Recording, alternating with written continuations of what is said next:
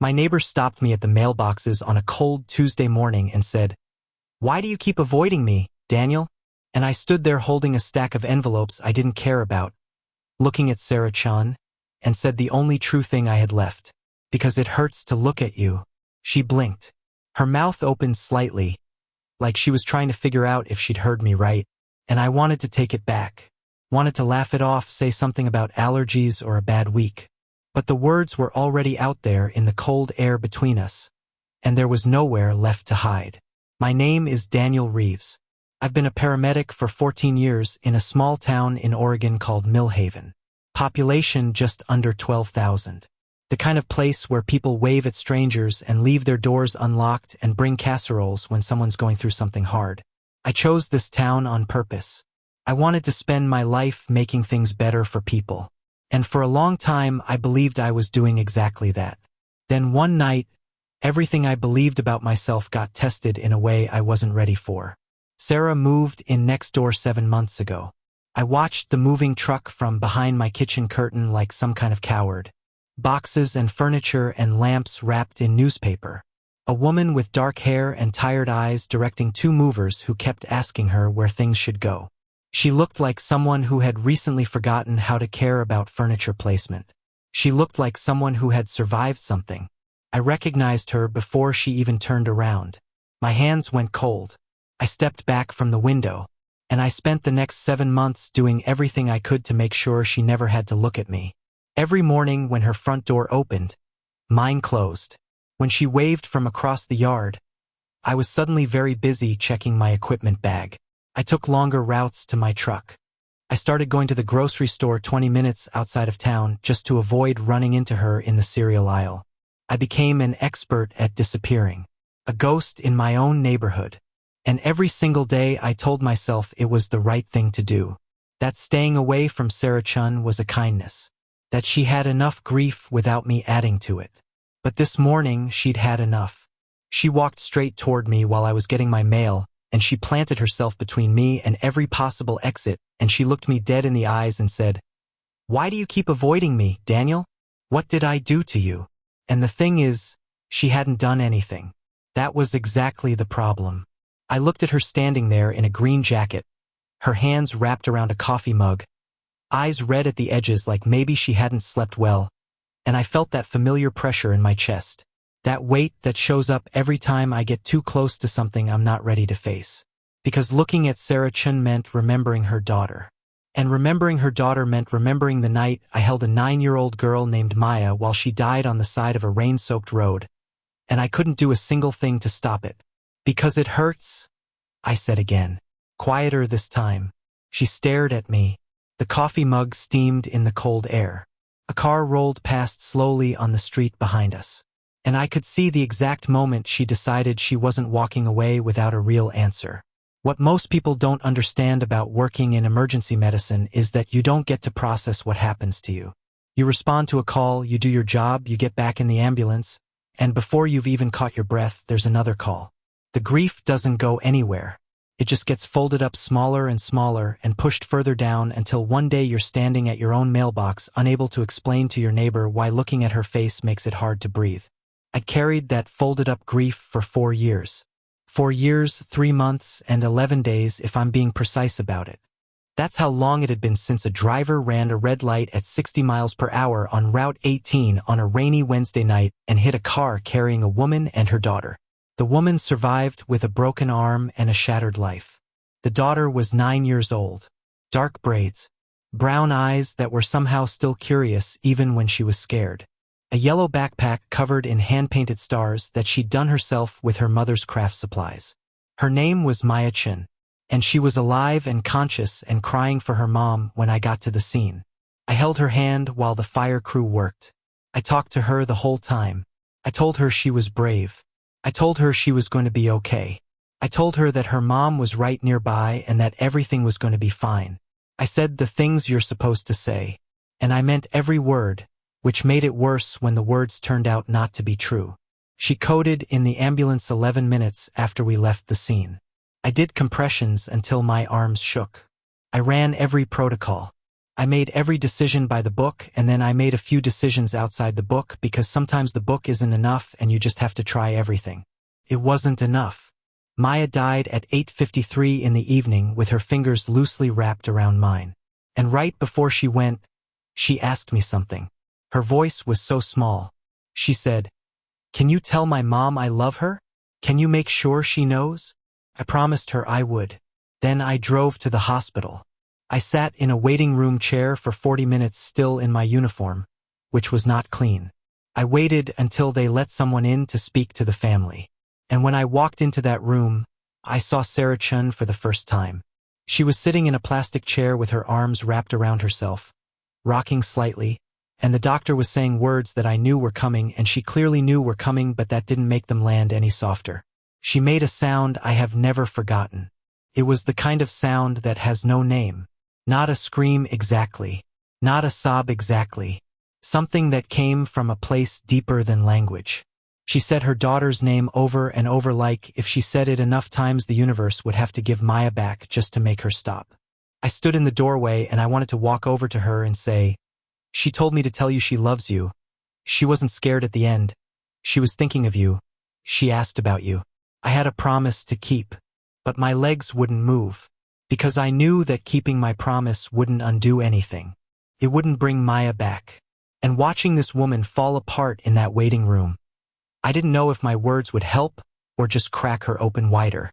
So I left without saying anything. I have regretted that decision every single day since. Now here we were, for years later, standing at the mailboxes with coffee steam drifting between us and the weight of everything I'd never said pressing down on my chest. "You really want to know?" I asked her. "Yes," she said. "No hesitación. No flinching." Just that one word, steady as a wall.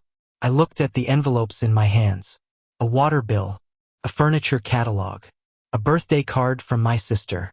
Completely ordinary things that suddenly felt absurd to be holding. 4 years ago, I started. And then I stopped. And then I tried again. 4 years ago, on a Wednesday night, I responded to an accident on Route 18.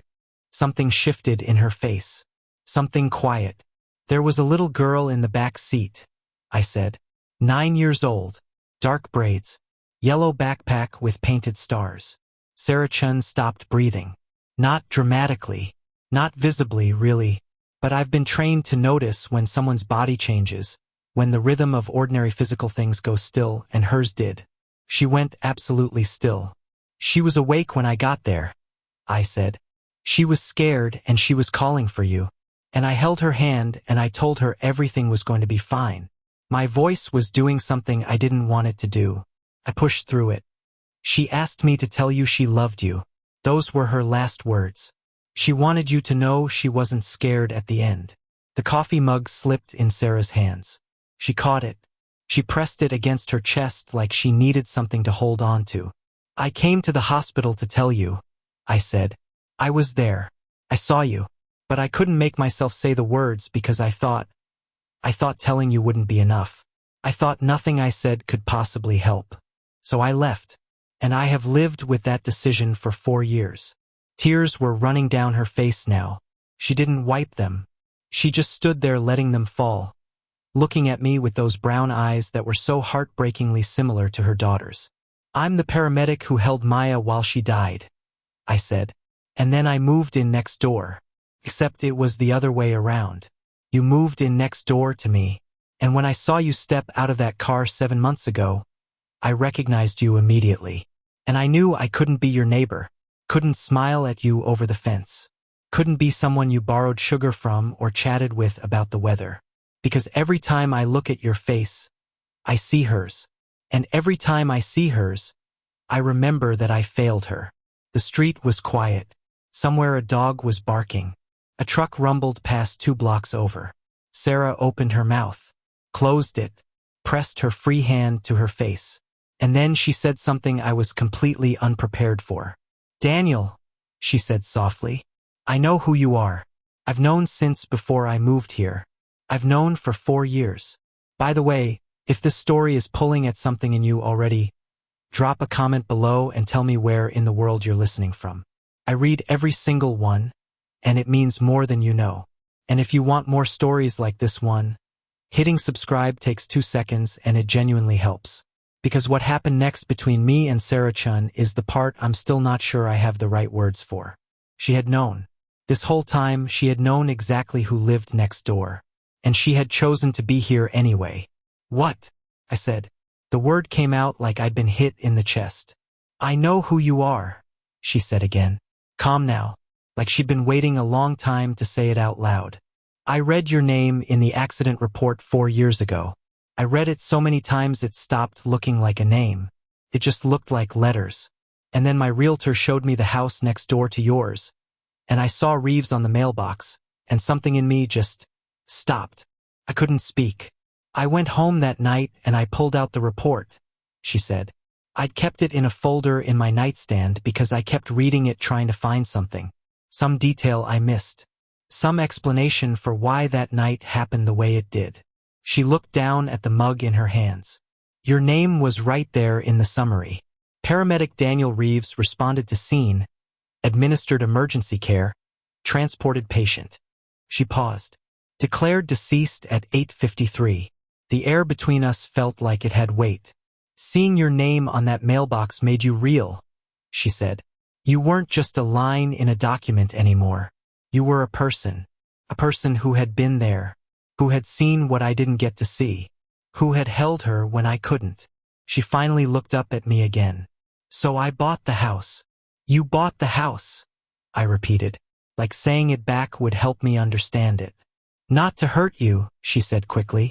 Not to make you confess to anything or face me or feel worse than you already did. I bought it because I needed to understand. I'd spent 4 years angry at the driver who ran that light. 4 years angry at the rain and the timing and every single piece of bad luck that put Maya in that intersection at that exact moment. But I was never angry at you. I don't know why, but I wasn't. And that confused me. You should have been, I said. I couldn't save her. You held her, she said, came out fierce and quiet at the same time. She didn't die on the side of a road with strangers standing around doing nothing. She died with someone who cared enough to hold her hand and talk to her and make promises. Do you understand what that means to me? Do you know how many nights I lay awake imagining her terrified and alone and in pain? Her voice cracked on the last word. Your report said she wasn't scared at the end. That was the only night in 4 years I slept without nightmares. I didn't know what to do with that. I'd spent 4 years believing that my presence at that scene was something she would have wanted erased. The idea that it had given her any comfort at all felt like a door opening in a room I'd sealed shut. I moved in because I wanted to see who you were, she continued. What kind of person chooses this job? What kind of person runs toward the worst moment of someone's life and stays? I thought maybe if I could see you, talk to you, understand you, it would help me make sense of something that has never made sense. Did it? I asked. She gave a short, broken laugh. No. Because I didn't expect you to disappear every time I came outside. I didn't expect to spend 7 months feeling like I'd done something wrong. I didn't expect to feel. She stopped, looked away. A neighbor across the street was getting into a car, completely unaware that 2 people were standing 15 feet away coming undone. I didn't expect to start caring whether you came home safe from your shifts. The mail in my hands had been crumpled without me noticing. Somewhere in these 7 months, she said carefully, I stopped trying to understand the paramedic who held Maya, and I started noticing the man next door. The one who shoveled my driveway before I woke up after that first big snowfall. The one who left a bag of groceries on my porch the week I had the flu and never knocked or said a word about it. The one who sits in his truck in the driveway for 20 minutes after every shift like he needs time to leave whatever happened out there before he comes inside. She looked at me steadily. I noticed things, Daniel. I've had nothing but time to pay attention. I didn't know what to say. I hadn't thought any of those small things were visible. I'd done them quietly at a distance, like penance I wasn't allowed to claim credit for. I've been avoiding something too, she said. I've been avoiding the fact that somewhere in all of this grief, I found myself looking forward to seeing the light in your kitchen go on in the morning. And that terrified me, because how do you tell someone that you've started to care about them when the thing connecting you is the worst night of both your lives? The question hung there between us like smoke. I was about to answer when I heard a car door slam behind us. And I turned around. A man in a gray suit was walking toward us from a sedan parked across the street. He had the kind of walk that belongs to people who are used to delivering news that changes the temperature of a room. His eyes moved between me and Sarah with the practiced calm of someone who had done this before. "Sarah Chen?" he said. She went rigid beside me. I felt it without touching her. "My name is Detective Carl Bishop," he said. "I've been trying to reach you for 8 weeks. Nothing about the way he said it was threatening. But nothing about it was comfortable either. And every instinct I'd developed over 14 years of reading emergency scenes told me that whatever came out of his mouth next was going to matter. "The driver who caused the accident on Route 18, he said, is being considered for early release." Sarah's hand found my arm. Her fingers pressed in hard. "There's more," he said, and now his eyes moved to me specifically. "A complaint has been filed by the defense attorney, claiming that the emergency response to the accident was inadequate, that different decisions at the scene might have produced a different outcome for the child." He looked at me the way people look at something they're assessing. "You're Daniel Reeves," he said. It wasn't a question. "I am," I said. "Then the complaint is about you." The world didn't spin. It didn't go dark. It just got very, very quiet. The kind of quiet that happens right before something breaks. Sarah let go of my arm and stepped away, and for one terrible second I thought she was stepping away from me. That this was the moment. That hearing it stated plainly by a man in a suit had done what 4 years of grief hadn't quite managed to do. But then she turned toward Bishop. And what was on her face was not doubt. It was something that looked like it had been building for a very long time and had just finally found a direction. "Medical negligence," she said. The words came out like 2 stones dropped into still water. Bishop opened his mouth. "Don't," she said. "Don't explain the legal language to me. I understand what it means. What I want you to understand is what you're actually saying." She stepped toward him.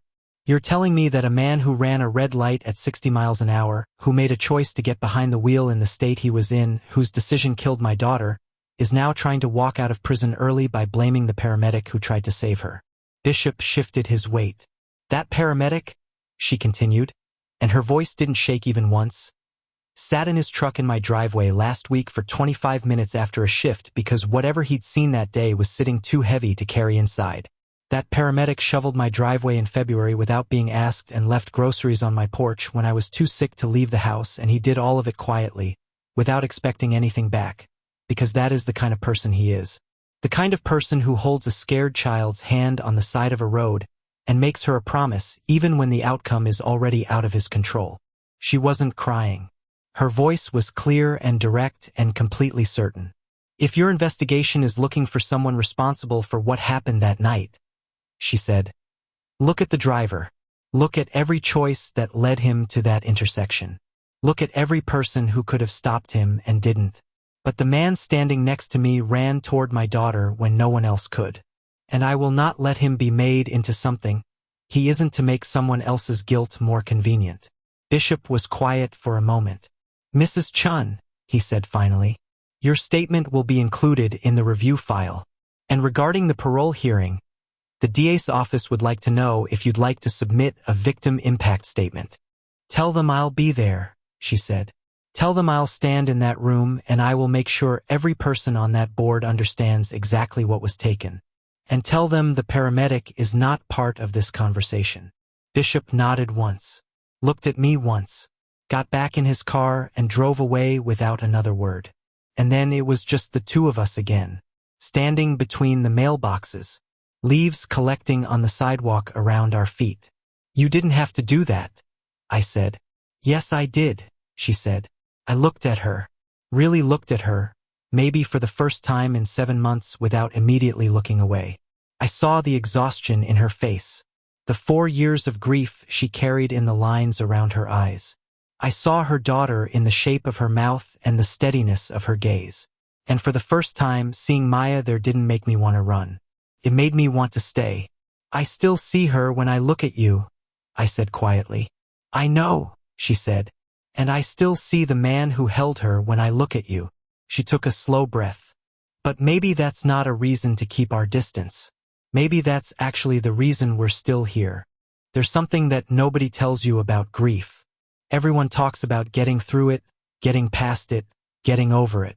But grief doesn't move like that. It doesn't follow a straight line. It lives in your body like weather. Some days quiet, some days impossible.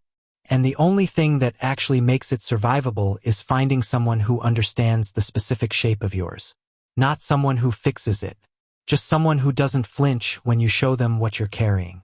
I had been so certain that the kindest thing I could do for Sarah Chun was stay away from her. That my presence was a wound. That every reminder of that night made things worse. But she had driven past 3 other houses and bought the one next to mine. She had known my name and chosen to be my neighbor anyway. She had stood in front of a detective and defended me with more certainty than I'd ever felt about myself. Maybe staying away from her hadn't been kindness at all. Maybe it had just been fear dressed up as something more noble. Are we allowed? I asked. The words came out rough and uncertain. To feel whatever this is. After everything. She was quiet for a long moment. I don't know, she said honestly. But I know that Maya's last words were about love.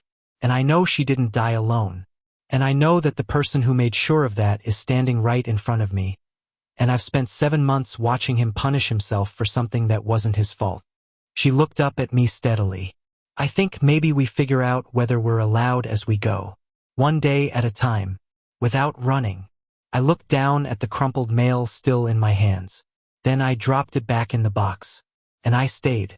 3 months after that morning at the mailboxes, Sarah stood in front of a parole board in a room with fluorescent lighting and wooden chairs, and she told them about Maya. About the painted stars on the yellow backpack. About the height marks on the kitchen door frame she couldn't bring herself to paint over. About the particular laugh Maya had when something was genuinely funny. The kind that made strangers on the street smile. She told them about the hole in her life that had no bottom. And she told them what she needed them to know about the night on Route 18 and the man responsible for it. I sat in the back row and watched her be braver than anyone I had ever seen. The parole was denied. We drove home mostly in silence, but the silence was the comfortable kind. The kind that doesn't need to be filled. 6 months after that, we sat on my porch as the sun went down over the houses across the street, and I told her everything I remembered about Maya's last hour. Every detail I'd been carrying alone for 4 years. The exact words she'd said. The way she'd squeezed my hand right before. The way she'd looked when she asked me to pass along her love. Sarah cried. But she also said it helped. Said some of the pictures she'd been imagining in the dark were worse than the truth. Said knowing gave her something real to hold on to instead of just the absence of information. We sat out there until the stars came out. There's something I've learned about healing, and it took me a long time to learn it. You don't heal by forgetting. You don't heal by deciding the thing that hurt you doesn't matter anymore. You heal by finding someone willing to sit with you in the weight of it, and by doing the same for them. Healing is not a destination. It's a practice. It's a daily choice to stay present with the people who understand your specific kind of pain. A year after that cold Tuesday morning at the mailboxes, Sarah and I were drinking coffee on her porch when she said, "I don't think it hurts as much anymore." "Seeing me?" I asked. "Looking at you," she said. "Used to feel like looking directly at the worst night of my life, and now it just feels like looking at you." She turned her coffee mug slowly in her hands. "I still think about her every time I see your face, but I think that's okay. Maybe that's just her still being here in some way."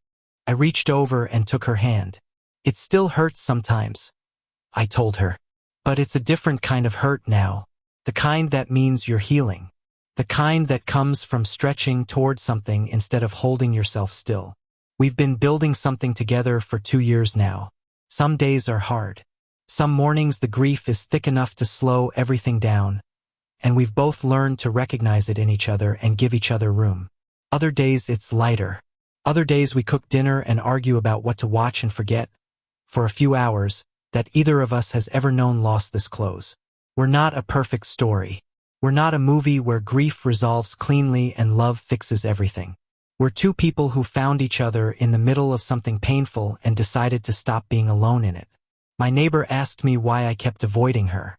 I told her the truth, because looking at her hurt, and what I learned slowly and imperfectly over the years that followed, is that sometimes the things that hurt us the most are the exact things we've been needing to face. Sometimes the person who reminds you of what you lost is the very same person who shows you that you still have a life worth living. Sometimes love doesn't begin with something easy. Sometimes it begins with two people standing at the mailboxes in the cold, finally telling the truth.